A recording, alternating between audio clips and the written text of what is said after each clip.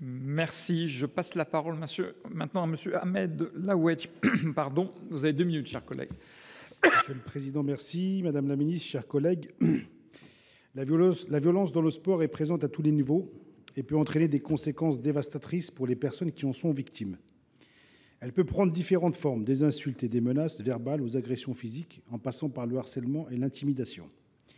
Elle peut venir des spectateurs, des coéquipiers, des entraîneurs, des officiels.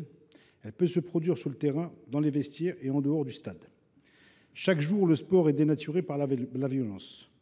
Le milieu du football est particulièrement touché par ce phénomène. Le 29 octobre dernier, les joueurs lyonnais subissaient une violente attaque de supporters marseillais. Et côté lyonnais, un groupe de supporters a répondu via des actes racistes à l'encontre des joueurs marseillais. Imitations de singes et saluts nazis ont ainsi été aperçus dans les gradins. Cette réaction est révélatrice d'un autre phénomène qui semble s'intensifier dans les stades ces dernières années. La montée du racisme. En avril dernier, le club bordelais dénonçait des attaques à caractère raciste contre son défenseur Malcolm Bokele lors d'une rencontre contre le club Bastiais. Ces actes ne sont pas réservés au milieu du football. L'importante médiatisation de ce sport place ces agissements au cœur de l'actualité, mais ils ne sont pas propres à ce milieu. Madame la ministre, plusieurs mesures ont été prises ces dernières années pour lutter contre les violences dans le sport et endiguer le racisme dans les stades. Mais ces mesures restent insuffisantes. Certains experts considèrent qu'il ne faut pas sous-estimer ces comportements et que des sanctions plus fortes doivent être prises. Que comptez-vous mettre en œuvre concrètement pour accentuer la lutte contre les violences dans le milieu sportif ? Merci, chers collègues. Madame la ministre, vous avez 2 minutes pour répondre. Monsieur le sénateur Laouedj, il y a évidemment, vous avez parfaitement raison, aucune place pour la violence, pour le racisme, la haine dans le sport, les discriminations d'ailleurs, comme dans le reste de notre société. S'agissant du foot comme des autres disciplines, tolérance zéro.